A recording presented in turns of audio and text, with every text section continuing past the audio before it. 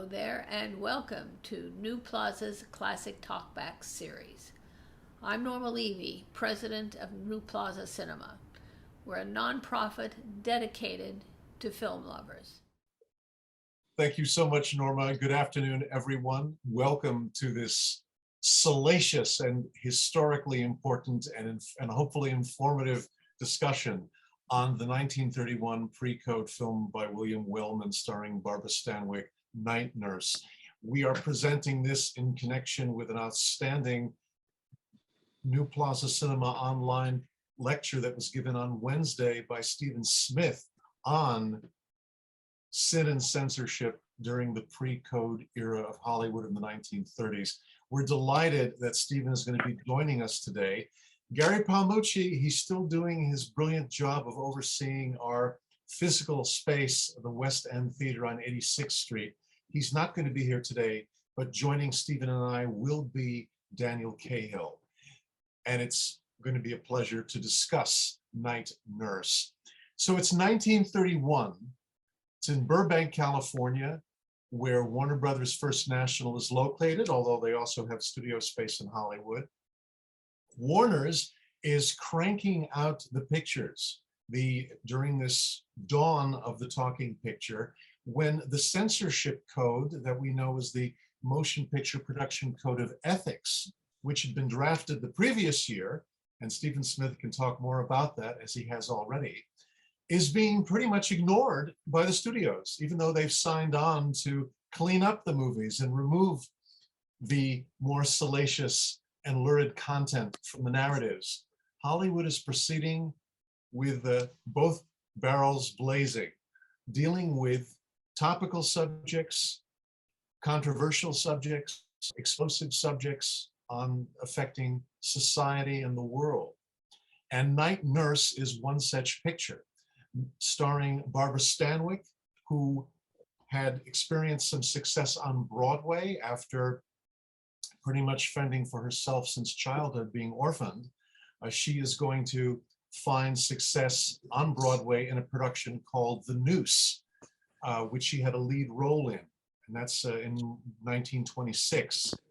She is going to be signing non-exclusive contracts, and Stephen's going to talk more about that, but she doesn't go for the long-term contract deal. She signs non-exclusive arrangements with Columbia Pictures as well as Warner Brothers, which is going to earn her a lot more control over the projects that she appears in. And we've discussed Mae West here before, and I do remember when I first saw Night Nurse, it was at the UCLA Film and Television Archives in Westwood, California. It was part of a circa 1987 retrospective of pre-code pictures. And I believe they pulled a 35mm nitrate copy of Night Nurse out of their archive. And Kevin Thomas, who was reviewing the series for the Los Angeles Times, and I believe he was writing about Night Nurse, began his column with something to the effect of, Mae West once said, "I always took the rap for the code, but it was the Stanwyck pictures that did it." And she, of course, was referencing the films Barbara Stanwyck made at Warner Brothers First National, also at Columbia Pictures, films such as Babyface, which was one of our very first online talkback discussions that Gary and I had July 15th, 2020. And you can find that at the New Plaza Cinema website. You can scroll down to July 2020 and you will find our discussion about Babyface, one of the quintessential pre-code Stanwicks. It's a simple premise. She is a night nurse in a hospital, and she is assigned to a household where there are very sinister goings-on there, in which two children are being endangered from a health perspective. How do you sell a picture like this in 1931? Well, let's take a look at the original trailer for the film, which, as we were discussing the other day, is absent of the narrator or any music for the most part until the very end, which was commonplace at the time when they were just slamming clips together and making sure audience members were aware that this was not a musical. since musicals were temporarily out of fashion.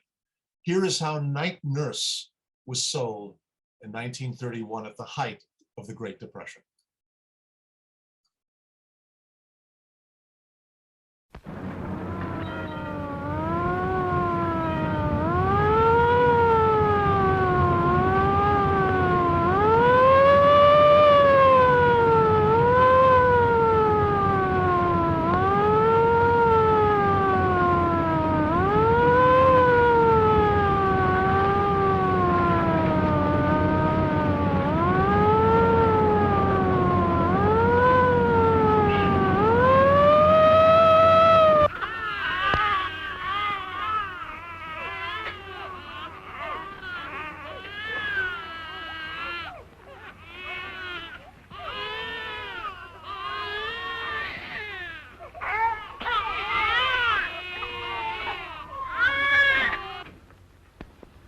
Say, that's Silk. That's how I know you're a bootlegger. You win. This looks like a bullet wound. Well, it's a cinch it ain't a vaccination mark. Say, that's a bullet wound. Hey, nobody sent for you. Go rustle your hot water bottles. But now you must both be quiet. We will, won't we, Nanny? Yes, we will. Come on in bed, both of you. Nick's not like Daddy. Daddy was a nice man. Isn't Nick a nice man? No, he's a horrid man. It's about as unethical Oh, as... ethics, ethics, ethics. That's all I've heard since I've been in this business. Isn't there any humanity in it? Aren't there any ethics about letting poor little babies be murdered? Oh, Dr. Ranger hasn't been near her for 2 days. She's sinking very low. You've got to come. Utter confidence in Dr. Ranger. You're speaking right out, ain't you? Yeah, and I'll make it even plainer. In your case, I'm talking about murder. You're not the doctor on this case. You better get out yourself. Now, listen. This is a matter of life and death. I'd run along if I was you. Oh, I can't be bothered with you. Lousy! Oh! Oh!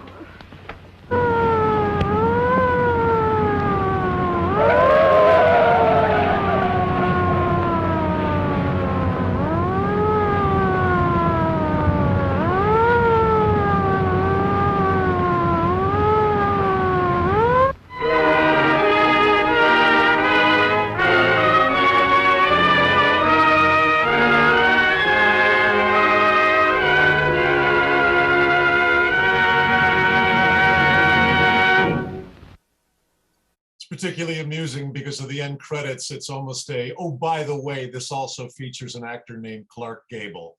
He was about 12 minutes away from superstardom after heading to MGM, which we will talk more about. Clearly here in Night Nurse, Clark Gable does not play an heroic figure. He plays a very sinister figure.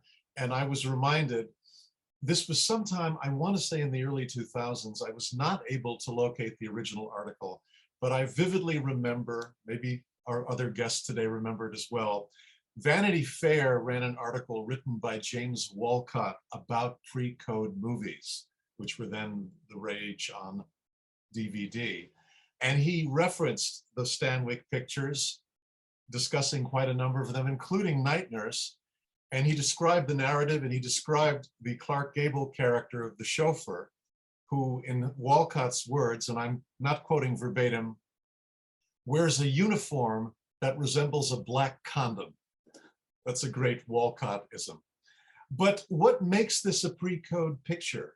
There are so many aspects of Night Nurse that would not have been approved 3-4 years later, including the ending, which we're going to talk about, including the delightfully gratuitous scenes of Joan Blondell and Barbara Stanwyck changing in and out of their clothing, and just the sinister nature of the narrative that, while very familiar to those who follow films that came out particularly from the 1931, 1934 era, certainly depicts behavior that would not have been acceptable from 1935 onward for quite a number of years.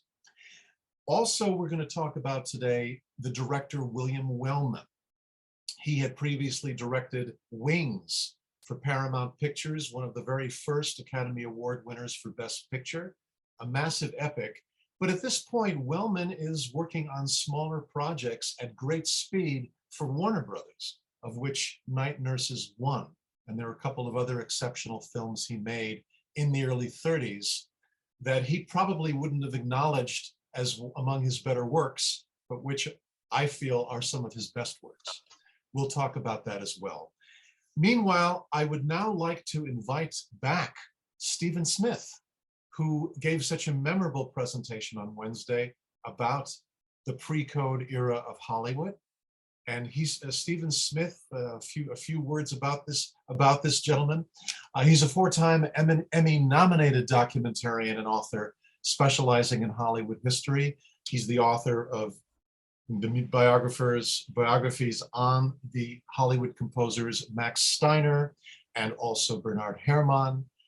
He also has produced and written over 200 documentaries for television and other media, including Thou Shalt Not, Sex, Sin, and Censorship in Pre-Code Hollywood, which is a part of the DVD in which Night Nurse appeared for Warner Brothers Home Video. Stephen, welcome back. We loved your talk on Wednesday. We'd love to hear more about this most puzzling picture, Night Nurse, which I had seen several times before. I saw it in the theater, I saw it on DVD, but I forgot what a sordid little entertainment this is. What were they thinking? And what was going on in 1931 when this film was made at Warner Brothers First National? Well, thank you, Max. It's great to be back with you and back with everyone here. What were they thinking? Like all of Hollywood, Warner Brothers was thinking, let's stay in business. No sooner had they spent fortunes converting their studios, and I mean all the Hollywood studios, from basically silent film stages to sound. That was all happening from 27, 29. They're still figuring out how sound movies work to some extent because, as you mentioned, there's no underscoring in the movie or even in the trailer. But they also, then the Depression hits, and by 1931, studios were in trouble, and Paramount stayed in business thanks in large part to Mae West, and Warner Brothers was not in as much peril as some of the others, but they knew that they had to make a lot of successful films to stay in business. And they really specialized in the pre-code movie that purports to be about a social problem, whether it's gangsterism or unmarried mothers, or in this case, the health industry, basically. And Warner Brothers was already very much the studio of the proletariat on screen, the little guy, if you will, to use a phrase of the time. And this film is that kind of underdog against the system movie. And in 1931, as you mentioned, this is about a year after the production code has officially been written with all these rules. But filmmakers figured out very quickly that the people who were set to enforce it, Will Hayes and his team, really did not apply a lot of hard and fast censorship to these movies. And Night Nurse is a perfect example of how many code rules you can break in one film. There's undressing and implied nudity. There's endangerment of children. There's drinking. There's drug abuse with the doctor, the coke-sniffing doctor. And, my favorite of all, maybe my favorite pre-code ending of all time, is that the bootlegger boyfriend, who's already, breaking one code law, resolves the story by having someone murdered, and that's the end of the film. And that, I just love the kind of insolent, insouciant attitude of Warner Brothers, because this very much reflected Jack Warner and his attitude about really pushing the envelope. And also, these movies are short. This is 72 minutes long. And for those of you who were with me on Wednesday for the talk, thank you. You may recall a movie I talked about called Three on a Match, which was made a few months later. And it's a little over 60 minutes long. And they the studio very consciously chopped these scripts down to the essence so that they could have more screenings in a day, and the movies would be, very strong and impactful. And in William Wellman, they had the perfect director, because although, as you described, Max, he could direct a real epic like Wing, Things, which took a very long time to film, was made in the skies, and was a sprawling tale of World War I dogfighting. He could also grind out movie after movie thanks to the system in place. And this was really a factory, Warner Brothers, and all the studios were factories, but Warner Brothers was the most factory-like of them all. Co-star Joan Blondell made either 10 or 12 movies the following year in 1932. This is the fifth Barbara Stanwyck movie to be released in 1931. William Wellman had 5 films directed, released in the year of 1931. And overall, I think it was a very good system. Certainly for audiences, and it resulted in, certainly, yes, some formulaic, less than terrific pictures, but they also had strong writers, and it meant that a director could finish a film on a Saturday in those 6-day work weeks, and often all night, and on Monday start working on a new script that was written while that director was working on the previous film. So it's an era when the directors don't have a lot of input in the scripts.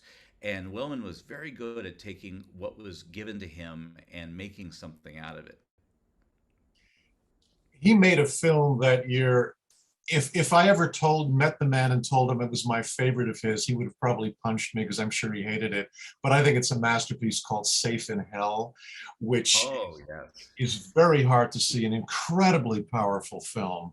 Dorothy Cahill, and you see his genius in that film. The wonderful cinematic elements he brings into this narrative. And Dan, of course, will talk about elements that he felt Wellman brought out in Night Nurse. And there's a throwaway moment in the film, which is another example of some pre-code element. And it's sad that this would have been seen as something obscene and unacceptable, but when Barbara Stanwyck is in the maternity ward, and this may be following a scene of a baby being processed and having its foot stamped in ink and all, you see a mother turning her back to the camera, and clearly she's breastfeeding. It's implied that she's breastfeeding. I can't recall another Hollywood film from this era before the 60s that even suggests breastfeeding. I could be wrong, but it's sad that they would take such a dim view of something like that. Yeah. Yes, but Warner Brothers was really, really willing to put as much reality in their films as possible. And after a while, they decided they were putting in too much reality and too much cynicism and too much darkness, because you will see a pivot after the success of 42nd Street in what is really the worst year of all for them, early 1933, and things began to turn with Roosevelt's election, and then his becoming president at the beginning of 33. But you'll see a subtle switch to movies that aren't as dark and despairing as, for example, the one you mentioned, Safe in Hell, which is almost a proto-noir with its kind of tragedy and sense of inescapable gloom. Sometimes they would hit the bullseye with a very dark film, like when I talked about the other day, I Am a Fugitive from a Chain Gang. That movie really resonated for people, but the studios realized that people didn't want too many movies about people's lives being destroyed because they were experiencing it. And I think it's not accidental that 1933 gives us Fred and Ginger for the first time on screen and Flying Down to Rio, King Kong, and with fabulous escapism, and the Busby Berkeley Warner Brothers series beginning. And I remember it may have been also 33 where Wellman directed Ruth Chatterton in Shanghai Lil. Is it Shanghai Lil? That's a song in 42nd Street in Footlight Parade. I'm sorry, Frisco Jenny. Forgive me, Frisco Jenny. Yeah, Frisco Jenny is from which was it was a variation of the Madam X theme, which is another. It's a male weepy. It's just, you're totally in tears at the end of that film, just as you are with some of these other hard-edged pictures of the early 30s. And I think one of the reasons these films hold up so well, not only because they're dealing with these very intense and realistic themes, but as you mentioned, the pacing, they move very quickly. And there is, would you agree, Stephen, that there's a big difference between a 1931-32 Warner Brothers film and a 31-32 MGM or Paramount film where I feel the pacing is a lot slower. Yes, well, just as every studio had its own house style, and Warner Brothers we think of as gangster movies or whatever, for Busby Berkeley musicals, and MGM we think of the great Arthur Freed unit that came later that made the musicals. Pre-code, during the pre-code era, each studio had its own style, and Paramount was sort of characterized by, at its best, Ernst Lubitsch, who was producing these and directing these incredibly sophisticated sex comedies like Trouble in Paradise and for Living, which is about a threesome. I mean, it's based on a Noel Coward play, but it does not hide the fact that it's about two men and a woman and their complicated relationship as a comedy. And it was those kinds of films that really also, sort of made the groups come together to protest this. But I would say the Paramount look is glossy. The Fox pre-code titles, which sadly we can't see very easily because the studio has not put those out, they were the most tawdry. They were really kind of just nasty and mean sometimes, fascinating and sometimes entertaining, but sordid, I think is the word. And then the Warner Brothers films have a grit to them. They have a cynical humor to them. And as Warner Brothers would continue to do through the 1940s, they have tremendous pace. And Warner Brothers hired producers and directors who liked energy, who liked speed. Daryl Zanuck was one of the major people behind the scenes at this time. And then Hal Wallace would soon be the supreme producer at Warner Brothers, who made so many great films like Casablanca, movies that even in the 40s move along. So yes, that's why I love the Warner Brothers films the most. They have such energy, and Wellman was the master of, throughout his entire career, of having films that had great energy. If they didn't, it was usually because things were taken away from him or things were changed. But he was the perfect director for Warner Brothers in the pre-code era. And look on IMDb and you will just see how many movies he made between 1930 and 34. It's incredible. It is mind-boggling. And Warner Brothers did not go for conventional star types the way that MGM wanted, the really glamorous faces. Let's face it, Barbara Stanwyck is an unusual presence. Yeah. And Stephen, I love her, but I also can't think of another major star who can get away with such occasionally bad line readings. In the early days of the talkies, and there's a couple of lines here where she'll literally deliver a line, "Nothing can be too hard. Doctor, you did get my message. If it's the last thing I ever do." But then she'll counter it with this incredibly powerful scene, which she saw in the trailer, with her squaring off against the nicer doctor. This about ethics, which is brilliantly portrayed. I don't know how she got away with this, but she had something special, a certain quality. She did. She was a fast learner, and I would just say, in her sort of defense, not that she needs me to defend her, her first film in which she's credited was in 1929, and it was a really bad melodrama called The Locked Door. And it's one of those early, it's like kind of talkie you think of in the movie Singin' in the Rain, where everyone's overplaying badly. And within, less than 2 years, she's giving really credible performances. The same year, she's really interesting as an Amy Semple McPherson clone in Frank Capra's The Miracle Woman, which I recommend. Oh, yeah. And she can move between playing kind of bad girls and good girls, if you will, like in Night Nurse, Laura Hart. So they were all learning on their feet. They were also learning how talkies worked versus silent films, how to calibrate your performance. And she was also coming from Broadway, where you were playing to a larger room. So I think that this is part of the... I'm amazed at how watchable so many of these movies are, given how few months there had been of sound film, how they were still figuring out the technical bugs. They were very limited in the kind of soundtrack they could have. They'd figured out how to move the camera and record by now. So, but I think if you pick kind of a couple of films from each of those first few years for Stanwyck, you'll see how quickly she's learning to be an even better film actress. And she's not theatrical. I mean, she had the theatrical, she obviously was on the stage and had theater training, but she doesn't come off as theatrical in the films. And nor does her amazing co-star Joan Blondell, which I know you're going to tell us a little more about. She was the daughter of a stage comic. She performed as a child in the family vaudeville act. She won a Dallas beauty contest and headed to New York City, where she's going to land stage roles as well. And like Barbara Stanwyck, did some time at the Ziegfeld Follies. And in 1930, Joan Blondell is going to appear in a play that only ran for 24 performances called Penny Arcade, which another actor named James Cagney appeared. And the director of that is William Kiley, who is also going to go on to direct at Warner Brothers. And so both these actresses had come from a theater background, yet, especially in Joan Blondell's case, took to the camera effortlessly. And you were mentioning she was doing a tremendous amount of work at Warner Brothers to the point of exhaustion.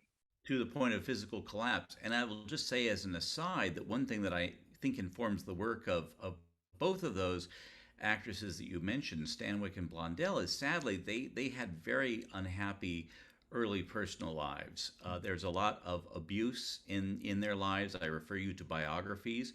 Although Joan Blondell managed to maintain a very sunny presence on screen, and she was apparently a lot of fun to work with and very well liked, she raped by a policeman early in her life, and this is before the Depression even, and everybody was really fighting for survival. So and Stanwyck was in her marriage was very unhappy, and her life had been difficult in many ways that we don't have time to talk about. But when I watch these movies, I can't help but think that the urgency of the performances, or the sort of cynicism of the films, or instead of cynicism, the life experience that they project sometimes, that Blondell was so good at doing in a charming, entertaining way, was the result of not only acting talent, but really scrappy survival in a harsh world. That's very, very powerful. These Hollywood stories behind a lot of the stars are really, really tragic, and many. And if the show business was literally an escape for them. And also, I'd forgotten her three husbands were the cinematographer George Barnes, and then she was married to Dick Powell in the late 30s to early 40s, and finally, for a few years, to producer Mike Todd, before marrying he married Elizabeth Taylor. We have so much more to discuss. At this point, I would like to invite Dan Cahill to join us, our cinematography expert. Now, Dan, usually you're sharing some stunning visuals with us, but it's sometimes with a pre-code picture. There was a get it done quick that sometimes could hamper directors and cinematographers. Was that the case in Night Nurse? And tell us more. Well, I'm going to attribute the look of the film to its director, Wellman. Most of the interesting visuals here are brought by him from styles he had established previously into this film and then carried on in future films. The actual cinematography by a chap named Barney McGill, I believe, is not particularly distinguished. So I'm sort of passing over his contribution. Let's see, I'm trying to get something displayed here in my menu. Oh, Lord, I can't get it to go to widescreen because I can't see that part of the menu. Why does this happen? All right, let's begin here. Yeah, that's pretty good. Okay. It looks great. William Wellman was born in 1896, interestingly enough, on leap year day, February 29th. He always had to do things differently. He was known as kind of a man's man director who never told an actor to do anything that he couldn't or hadn't done himself.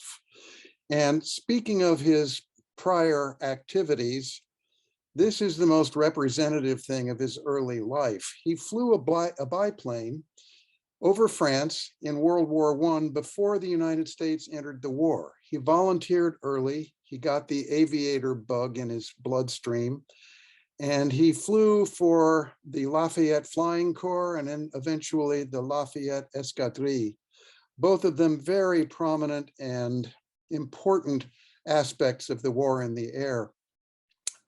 He also brought in 2 kills, I read, in an era when, in order to establish that you had killed another plane or pilot, you had to land your plane, go to the wrecked plane you brought down, tear the insignia off of it, then take your plane off and take this fabric back to your original aerodrome. Not easy, but that's what they did.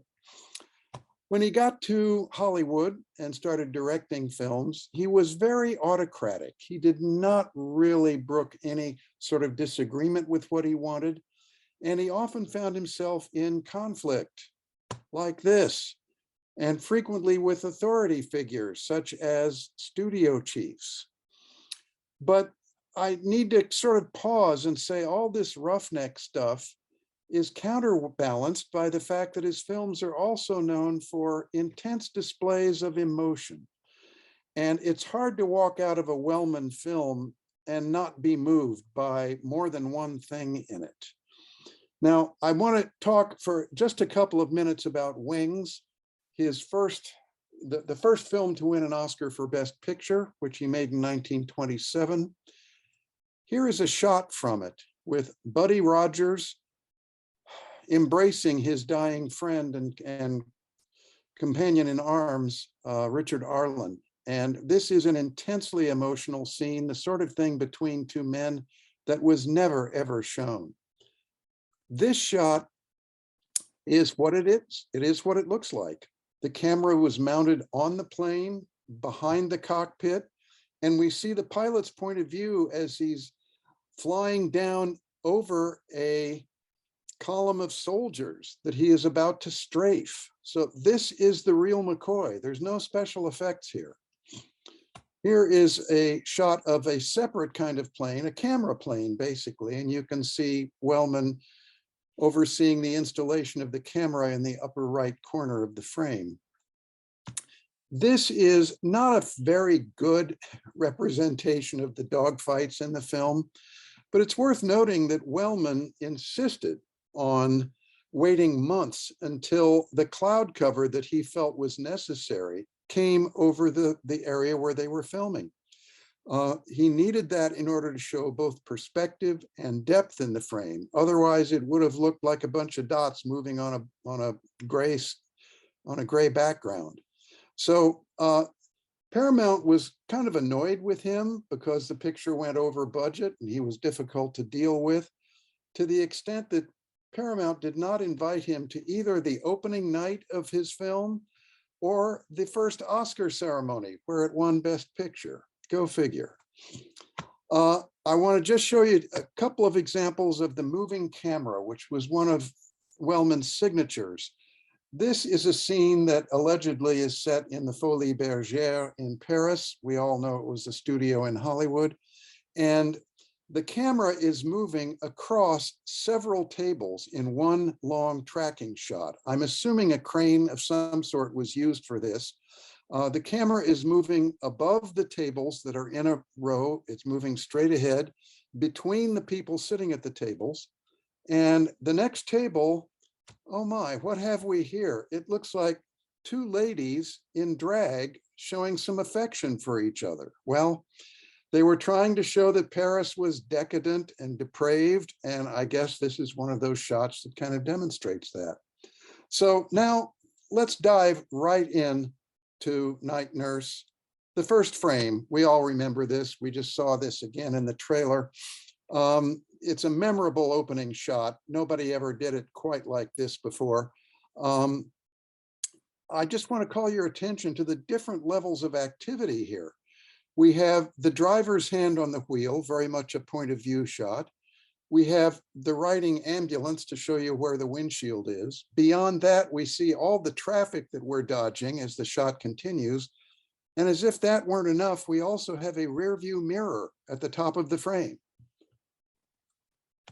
Well, we've made reference to this. This is just the first of 4 different scenes where these 2 colleagues are chatting together. And I guess they couldn't figure out any other business for them to do other than to take their clothes off. So if you're looking to research ladies' foundation garments in 1930, this is your movie. Oh, Here we have two ladies again. And this is definitely pre-code because you weren't allowed to show any two people in the same bed after they started enforcing the code, let alone two ladies. Very, very racy. This shot struck me as a very intense, very close-up, unusual for that time. And it's sort of indicating that she has an interest in this bootlegger whose bullet wound she is tending to. This is a shot which the effect of it is lost in just a still frame, but this is the moment when we look at the audience watching the surgery as everyone in the audience suddenly lurches forward because the patient is about to die and they want to see how it's going to be handled. A very clever use of camera placement, but sorry I didn't have the full clip available to show. Joan Blondell, we love her. And we love her sauciness and rebelliousness. And sure enough, here she is taking her all-important code of ethics oath, and she's chewing gum at the same time. This sort of is emblematic of her insouciance. Once again, it's hard to show gum chewing in a single frame, but that's what's going on. And here we have the evil Dr. Ranger, who, among other things, is trying to poison children so that money will come into his hands.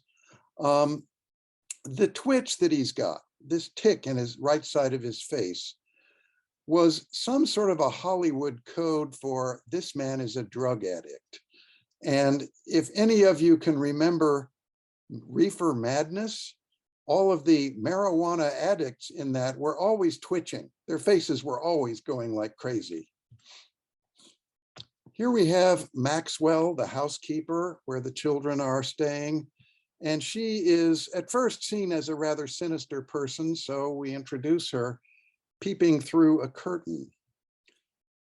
I included this shot just because it doesn't work.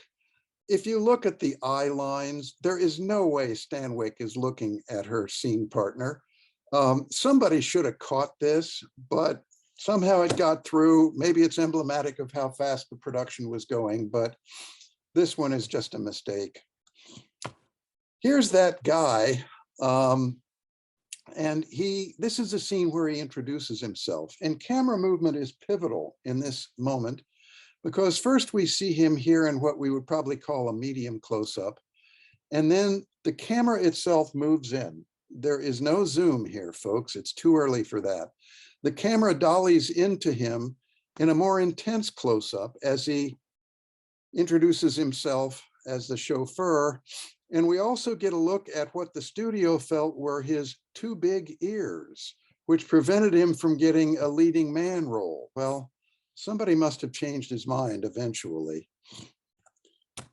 This is another thing that is emblematic of one of the things about Wellman's style that I really admire. He had a tendency to take the most violent moment of a scene and play it off screen. And here is a pretty good example. Nick, Mr. Gable, is in the background. He's pulling his arm back so he can punch Stanwyck in the face. But as he's doing that, you'll see the camera is tilting down. And we've already lost most of Gable's face. And before his fist gets to her face, we're now seeing her fall. And that's all we see of that punch. And he did this throughout his films. If you see one of his war films, frequently the actual killing takes place off screen, and we know how horrible it is by looking at the reactions of the other people in the scene. So this is Wellman kind of doing what Wellman and other directors do best. He's sort of framing a shot with his hands. It's sort of a classic pose for a director. And I'm pretty darn sure that the guy standing to his right, our left, is a fellow named Ford, who also made a lot of movies in that era. At least it looks like John Ford. I'm pretty sure that's him. And I want to take this moment just to read a paragraph of tribute to Wellman, which I got from a marvelous documentary about Wellman called Wild Bill, Hollywood Maverick. And the director, Todd Robinson, wrote this piece, which I will quote. To see the world in the aspect ratio of popular culture through the ground glass of men such as Wellman is to gain insight into who we all are, where we have been, and where we might go in the future. That's it, fellas. Dan, that was tremendous, and you selected so many outstanding images from Night Nurse. I was reminded of that Richard Schickel PBS series, The Men Who Made the Movies, from the early 70s, where they had a William Wellman section of that. Right. And I remember Wellman saying, and I'm willing to say, and I quote, he's something to the effect of, "The close-up to me is an exclamation point." And so many directors, and I saw a film yesterday in the theater that gave us an example of this, they just use close-ups all the time. And Wellman here uses it very, very, very sparingly, except for the moments that really matter. And there was one more that, I'm sorry, I was just going to say, in the trailer, there's that high angle close-up of her looking up to the Gable character where she's accusing him of murder. And that's another example. Well, Wellman really knew the vocabulary of cinematic language, and it's fair enough to say that he helped develop a lot of it. And before we get off of him entirely, I just want to name two other titles that haven't come up in our discussion yet of Wellman films that are well worth searching for. The first one is a bit hard to find. It has the lurid title of Wild Boys of the Road. Oh, it's the masterpiece. It is an amazing, astonishing film about adolescents forced to take to the road because they have nothing else in their lives. And it is a powerful, powerful piece of work that I would recommend to anyone. The other one is a more familiar title from the 1940s, I'm pretty sure, called The Oxbow Incident, which was derived from a classic American novel, and it deals with we're back there again, the present day topic of lynching. So I thoroughly recommend both of these films. If you can find them, you will not forget them. Dan, thank you so much. And Stephen, would Wellman going to Warner Brothers First National in 31 to do this rapid series of films, would that have been considered a career setback after his massive production of Wings? Any theories on that? No, I don't think so. He was a busy working director. Warner Brothers was a major studio. They're one of the few that did not go into receivership. He worked on good projects. And I just wanted to mention that one of the Forbidden Hollywood DVD sets is entirely devoted to his work and does have Wild Boys of the Road. So if you go into eBay or Amazon.com, you'll find it. And I also refer people to the chat, since there are a couple of the films we've been discussing that are on TCM within hours. So it's not too late to catch some of these if you have TCM on your service, or if you have it on Roku, they put all their films of the month and you can watch them for several days. So we're actually, I agree, you have to make the effort, but there are a number of these titles floating out there. Now, Wellman worked very steadily, and he, by the late 30s, he was working with Selznick sometimes when Selznick was at RKO, and then went on to to direct the first official version of A Star Is Born, and wrote the story for that film, and really balanced his career very successfully throughout the 40s into the 50s. It turned sour at the end when he lost the power to cast the people he wanted to and have the scripts done the way he wanted. But for many years, he had a good long run. And I just wanted to mention that Barbara Stanwyck had a screen career that was almost 60 years, from 1929, if you don't count a bit of extra work, 1929 to, I believe, 1986 or 7. On television. So it's just amazing how strong these people were, and they worked so very, very hard. It's why people either lived a long time or had a heart attack at 50, working in the film industry of the time. And would you agree that the fact that she didn't go for those long-term contracts, that she was on a limited arrangement, for the stellar quality of so many of her films throughout the decades? Yes. It's sort of like Cary Grant, who also chose very early on to have an independent career. And there were roles that got away from her. She very much wanted to do Dark Victory and The Fountainhead later, and her long relationship with Warner Brothers sort of soured as she aged. And I don't mean, really that old, but by Hollywood standards of the time especially, she was sort of aged out. And then she very shrewdly, she stayed in films through the 50s and then made a very successful transition to television and was on TV steadily from the 60s to the mid 1980s. And she made a very important film. This is just linking back to the guy we were talking about 2 weeks ago. She was directed by the great Anthony Mann in a wonderful Western called The Furies, which is really worth a look. The Criterion edition has a Criterion collection has that out on DVD. It's a marvelous film. Some of the other actors, if you've seen a lot of pre-codes, you'll recognize them, although they're not known today. The actor playing the presumably coked out doctor is Ralph Harold with an E at the end, who had appeared with Edward G. Robinson in Smart Money. He was usually playing these very unsavory characters. He will appear in that great William Wellman film, Safe in Hell, the same year. He's with Jimmy Cagney in Picture Snatcher. He appears in Mae West's I'm No Angel, a few Cagney pictures. He never gets into the big, what we call the big budget A productions. And then there's really no work in the 1950s, although he does appear in Anthony Mann's Desperate in the late 40s and a film noir by Bud Bedecker called Behind Locked Doors.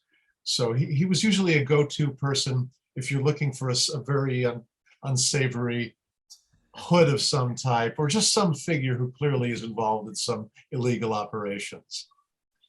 And there was one actress who's not even credited in the AFI guides about the 1930s.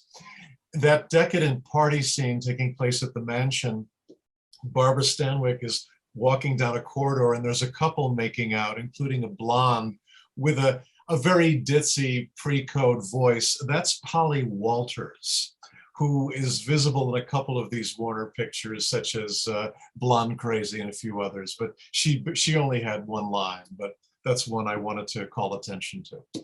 It's the stock company that the studios could pull from when they were pulling these pictures together. They really were like a stock company that a legitimate theater company would operate under. Indeed. I'm trying to think if there's any other key points to mention about the film Night Nurse, other than here's a technical thing that I think is not a small one that nobody mentioned so far. That last scene where Barbara Stanwyck and Ben Lyon, who, by the way, the previous year, as Stephen had mentioned the other day, was in Howard Hughes's Hell's Angels. He had been making films from the silent years and did smaller pictures, but this was one of the more memorable films he made. In any event, he and Barbara Stanwyck are in a real car driving down a real street. In other words, there's no rear projection, which they were doing at the time. And Wellman did the same thing in The Public Enemy, which he made that year at Warner Brothers. So at the very beginning of the sound era, they were more adventurous with sound technology when they were filming in cars. And then they stopped. They said, just have a phony car, a mock-up. We'll put a movie in back, pretend you're driving. But I just thought this seemed very modern at the end when they were driving a real car and talking. And there was dialogue, right? And there was dialogue. That's the thing. There was recorded dialogue. Yeah. It was so they So, and speaking of sound, I was going to say that given that very few people were putting any music in scenes during this time, I love the way Wellman has, during the dramatic scenes at the mansion, all this party music playing. And the great I'm Nick, the chauffeur, and The Punch has this happy tune playing all through it, which is very Hitchcockian, this counterpoint of light music playing. And it was a way that Wellman knew to not only add a certain intensity and deliberate incongruity between what was happening and that cheerful music, but it was a way to keep the soundtrack from being so dead, which so many 1931 movies were, where you just hear hiss and crackle and pop because they were too afraid to have underscoring, something that Max Steiner brought in 1932, just a few months later, and everyone quickly followed suit, that everyone decided it would be okay to have music that the characters weren't hearing, underscore, say a John Williams type today, to have it in the film. That was not acceptable in 1931, with very few exceptions. And so they favored what they would call source music. So the music had to come from a radio or from a turntable.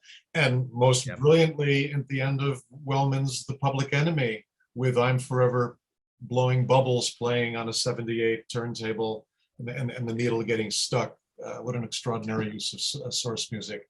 And it's impossible to imagine King Kong without Steiner's music. The two are wedded forever.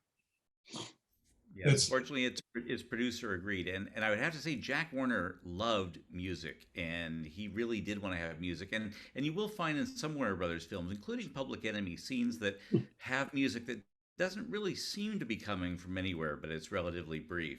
But I think that Wellman used sound and music as effectively as he could in Night Nurse. Because it can go either way. If there's no artificial soundtrack score, it makes it more realistic in certain ways if the music is simply coming from real sources like radios or record players. But yes, there is the risk of a scene missing some of the impact it could have without a prepared score. Yeah, I think overall tempo of a film, because you're absolutely right. So many films, to this day work far better without music in a scene. But having it as an option when your film needs a little momentum, a little glue, it's certainly effective. Well, this has been terrific. I know we have people who are going to have questions and thoughts to share with us about Night Nurse or other related aspects of pre-code films. I just want to point out that on the 15th, on June 15th, I am going to be doing the next online New Plaza Cinema Talk, because this is the 60th anniversary of the film, or the year 1962, which was a year of, some relatively minor films like To Kill a Mockingbird, Lawrence of Arabia, Whatever Happened to Baby Jane, Birdman of Alcatraz, Jules and Jim, and so many other films that are among some of the greatest in history. And 1962 is important enough that it warranted a book being written on the subject by Stephen Farber and Michael McClellan. They're going to be joining me, or all of us actually, the following 2 weeks from today, the Sunday after this talk, to talk about yet another major film from 1962, Stanley Kubrick's Lolita. So this presentation that I'm presenting, it'll be on Wednesday the 15th. Here's the information. You can go to our website, newplazacinema.org, for more information. We look forward to seeing you there. And then also in 2 weeks for our discussion on Lolita. And meanwhile, Lori, I encourage you to welcome and help us take some questions and thoughts. Yeah. So if anyone has any questions, please raise your hand so that we can call on you. We can also reference some of the comments. There are some fascinating comments today. Someone had mentioned, I want to see if I can get to that, on the Fox lot in Los Angeles, which is now Disney, or it's actually owned by Disney. On the exterior wall of one of the huge sound stages, there is a giant mural of the Oxbow incident, where, of course, was where that film was made. Someone wrote, Ben Lyon, who played the bootlegger in Night Nurse, prevented Paula Negri's over-the-top casket blanket with her name in caps from being put on Rudolph Valentino's coffin. That's amazing. That's a great piece of information. but he went back. He was already making films in Hollywood in the silent during the silent years. Yeah, I don't know if people realize, one of the other reasons that these movies had very little music is they just didn't have the technology. Technology was just starting to be created where you could mix the sound, so. Absolutely. And I was quite surprised at how clean the soundtrack was on the copy I watched on TCM. It all depends on what they stored and what they, sorry.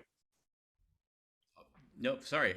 Yes, you're absolutely right, Max. It depends on how things were stored. Warner Brothers and RKO, interestingly, really went the extra mile trying to have good sound. RKO, because it was in part an offshoot of David Sarnoff of RCA, and so you'll find surprisingly good sound on a number of RKO movies, and definitely Warner Bros. Since it was the late. Wasn't it Sam Warner who died just on the eve of, the jazz singer who was really the big proponent of sound in the late 1920s? As Laurie was talking about the complexities of the early sound, when Hitchcock had to go back and reshoot scenes for his silent film Blackmail, but scenes as talkie sequences, they literally did have an orchestra in the shooting stage playing background music at certain moments. Or that was also very common when they were doing musicals, which we've talked about before at New Plaza Cinema, having and we're talking 1929, 30, having a live orchestra there as someone was singing. I'm sorry. Yes, as late as 1930. I was just saying the first Astaire Rogers film, Flying Down to Rio, most of that music was done live with the orchestra on set also. And that's late, wow. Yeah, which is strange because a movie some of you may have seen called The King of Jazz, this fabulously bizarre epic, which I'm very fond of, Universal film that is sort of anchored by the band leader Paul Whiteman and his orchestra. They actually pre-recorded most of that movie so that they would have more camera mobility. So some people were on to the advantages of pre-recording early on. I love the fact that in a film like Flying Down to Rio and The Gay Divorcee, you can hear Astaire singing live as he dances, and so as his head turns, the sound changes just a little, and it gives you that feeling of what it would be like hearing someone live. Now, there's no question that it was much easier to control things, much like using rear screen projection. It was easier to pre-record, have an optimal performance with as many takes as you needed, and then play it on set when they had to lip sync to it. That became the norm, certainly by about 1934, 35. So that is a record where you actually can hear Fred Astaire literally tap dancing as opposed to it being dubbed in later, right? Yes, sometimes they could. Some of those early films do have dubbed in taps though, because they did have the means to add at least 3 soundtracks through a very laborious process, which I won't go into now. So they could have multi-tracks, but it was infrequently used and certainly, but by 1935, everything's really done separately almost everywhere, pre-recorded. And I do want to point out that our timing couldn't be better because Turner Classic Movies is airing William Wyler's Safe in Hell tomorrow at 6 a.m. I'm not sure which part of the coast that's going to be, and also Frisco Jenny will be tomorrow at 9 in the morning. So what a perfect opportunity to learn more about William Wellman and Warner Brothers. Thank you for sharing that, people. If I may, a student many like decades ago, literally shared, oh darn, I'm gonna have to let you take another question or keep talking, but it's called the Hays Code breaking picture. Oh, here it is. Let me, and it's a still photograph. No one knows where it was taken or who took it, but it just kind of breaks. Life magazine. Yeah. Yes. We talked about that about a year or two ago. Yeah, this was taken in 1940, and it's actually a parody of all the things that you can't do in the movies. So this was 6 years after the code was being enforced. A photographer did this still as basically a satire of, not a parody, but a satire of all the things. Authority, you can't kill the police. You know, you can't use drugs. There's a needle on there. You can't show the leg above a certain point. Well, she's showing plenty of leg, you know. So everything, and in the top right, there's a different, in other printings of this photo, you will see a frame that says, "Thou shalt not," and it lists all the things that she's doing in the picture. So that's what this is. I just thought I'd share that with you. It's a fun photograph. Oh, thank you for running that, Lori. I recall that appearing in Life Goes to the Movies when that book came out, whenever that was. Yeah, this was a 1940 image. I can't remember the photographer's name. Thank you for telling me that, because I've had, you know, almost 30 years, I didn't know who was. Okay, so Seth Shire has a question. Seth, if you could unmute and start your video. Hi, everyone. Hi, guys. Was it also true that with the code, you were not allowed to criticize social institutions? Like we saw before, you can't show policemen being killed. Was that true? You couldn't criticize bankers or government or things like that?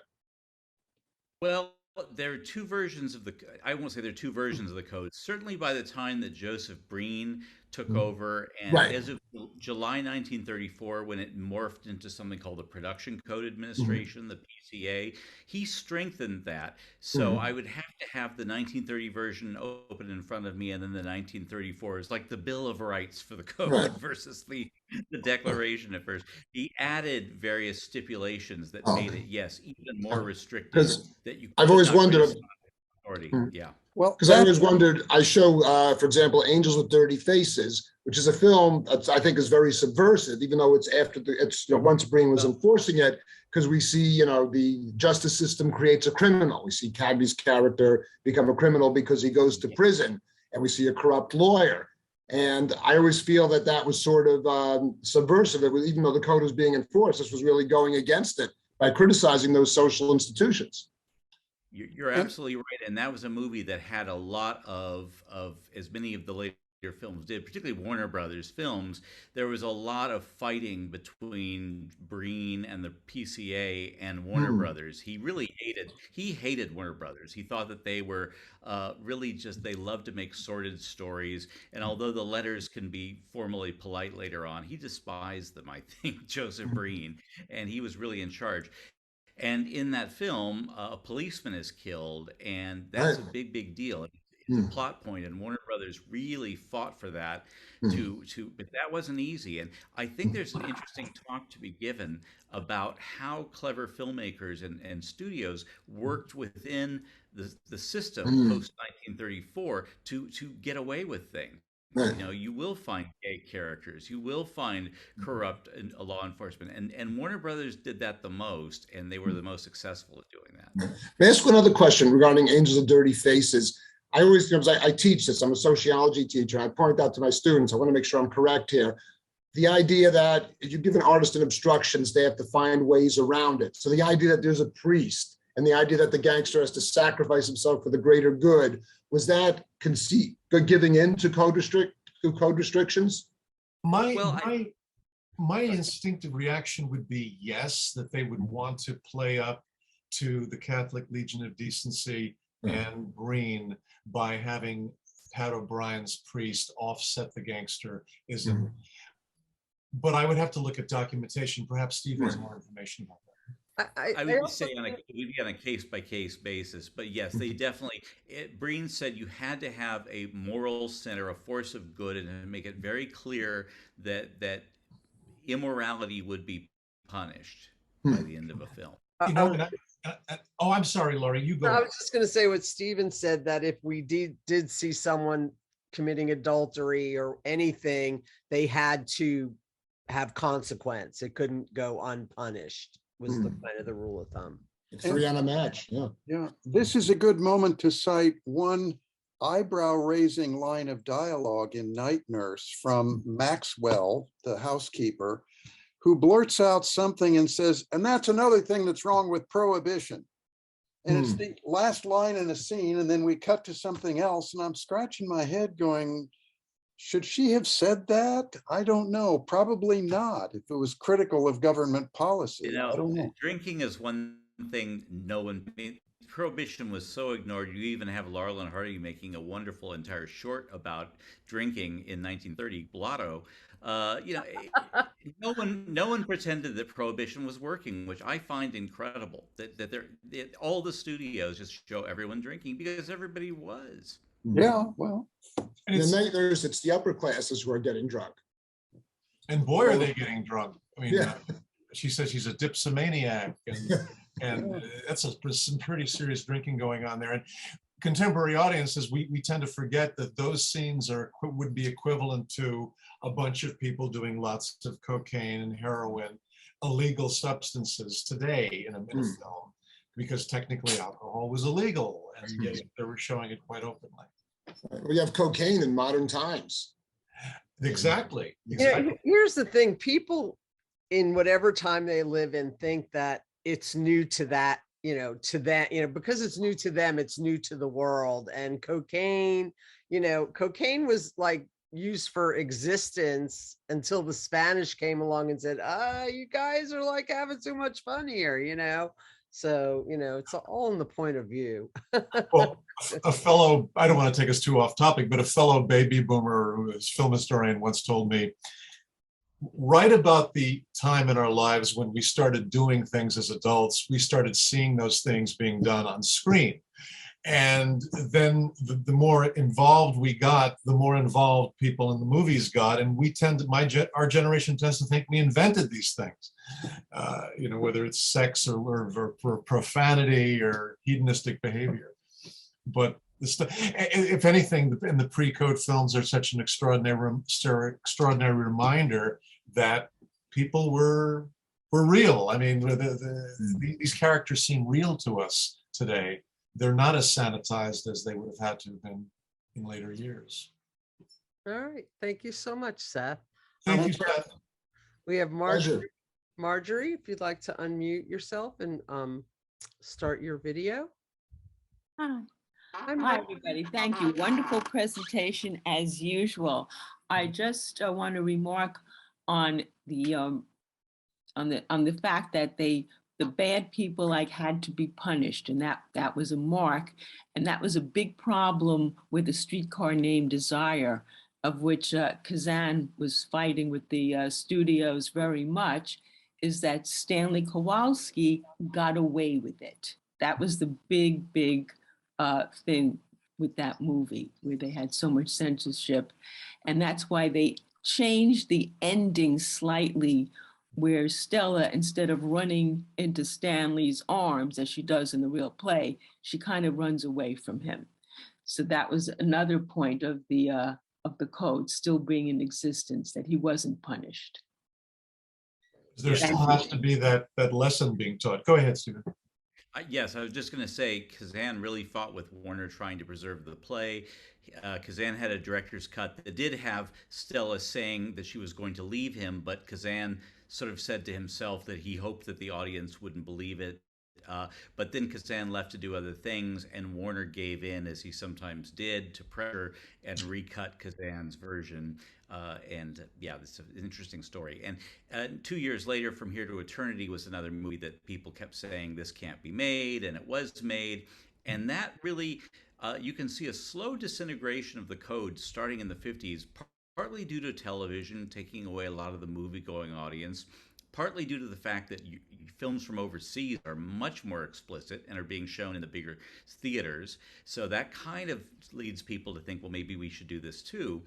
And interestingly, Joseph Breen retired in 1954, and I think that's really the time where, not quite yet, but the code is starting to crumble.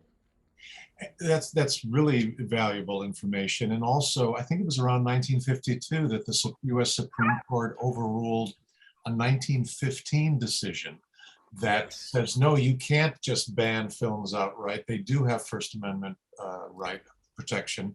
And it was over the Rossellini short film, The Miracle Decision. And so that also is going to weaken the code a bit too. Wasn't that just decided on a state level and not a federal level? Good question. I don't know the answer to that. I was always under the impression it was. I remember it was a major. Yes, it was the gateway to to weakening system. And by the end of the 50s, there was a rewrite of the code, so you could have a film like Gigi and have her say at the end, you know, I'm expected to sleep with men. It's like one line, but you can definitely have things that are that would not have been allowed under the original code. And then by that year of 1962, and by the way, can't wait for your 1962 presentation, that you can tell you can pretty much do whatever you can do most subjects as long as you're not too explicit. Who's Afraid of Virginia Woolf is 1966 with much stronger language than was usually heard, and that's why in 68 they came up with a rating system, because the code was just being ignored pretty much, and they knew they wanted to have some kind of system for movies. All right. Next we have AR. If you could unmute and start your video. Hello, everyone. Hello. Another wonderful discussion. Just a quick aside that just came to me at this moment was one of the is it true that the first time in a major motion picture that the F word was used was in the film MASH in 1970? You guys know about that? I had heard that. Yeah. And I'm trying to think. Oh, I believe that was in the case of a studio picture. Yes. Does that ring a bell with anybody else here? Because normally that was a big one. It's the big one. Yeah. Yeah. It sounds right. I just don't know that any of us. Oh, you know what? Documented. Actually, it's almost heard the year before in Haskell Wexler's Medium Cool. They do that does appear in some of the dialogue that's recorded. I think particularly during the rioting scenes at the Chicago convention. But in Medium Cool, you kind of hear it, and then you do hear it, I believe, in the original version of MASH. Interesting. Yeah, two lesser known movies, Ulysses and I'll Never Forget What's His Name from 1967 apparently used it, but the first Hollywood film, of note, seemed to be MASH. So there you go. The question that I had for you guys is this though. I'm wondering the other countries around the world, Germany, Italy, England, Italy, the various cinematic capitals of the world. Was there an equivalent production code? Was it influenced by our production code, or did we take elements of these other countries' limits and restrictions? Yes, that is the question. No, great question, and others can add to this, but the countries such as England had the British Board of Censorship, or also known as Film Classification, which was a censorship board that approved everything. The other countries would have had censorship offices connected with the government. I am not aware that they based their censorship policies on our production code. I think these policies were already in place. And of course, the films that we made were subjected to additional censorship once they reached a lot of those countries. So they usually were tied with government agencies that were openly referred to as censorship offices. Stephen, Dan, do you have additional information? Well, almost any British print of a film that makes it over here has that black screen with the white letters. This is to certify that it's been passed by the British Board of Film Censors. So they use the word censor in virtually every film that they release internationally. I just wanted to add to that. It sort of depended whether or not you wanted, if another country expected its film to be released in America. So in Britain, they did want their biggest productions to be released, and that would either result in things that were made to generally conform with the US production code, or there would be an alternate version. And I think of the infamous for its time movie, The Wicked Lady with Margaret Lockwood, where there's a lot more cleavage than there is in the American version. So sometimes And there are two versions of Hitchcock's Strangers on a Train.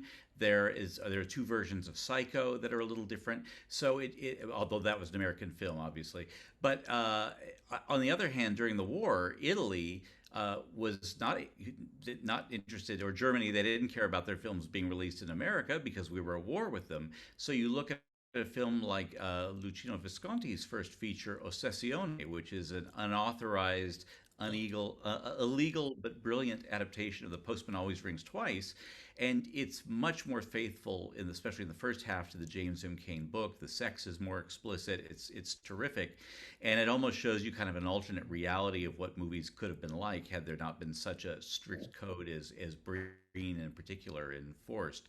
So it kind of depended on the country, but America was something that the Western countries did factor in often if they wanted their films to be playing there.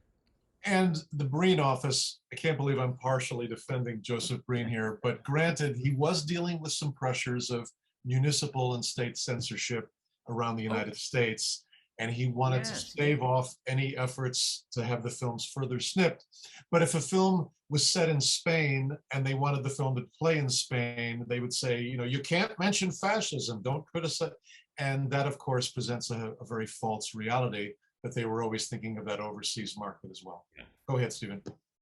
No. I was just enthusiastically agreeing. And of course, one of the most infamous things about the code now is the fact that, yes, when Chaplin made The Great Dictator as an independent, when Warner Brothers made Confessions of a Nazi Spy, you had the Breen office saying you cannot criticize a foreign government, although we're talking about Hitler, well into his Nazi, activity into the 30s. And of course, Great Dictator was made mostly in 39, released 1940. So there were no illusions about what Hitler was doing. But yeah, that's how conservative the production code was. And I must say, unfortunately, some studios were releasing films in Germany quite late into the Hitler regime too. They just didn't want to lose the business.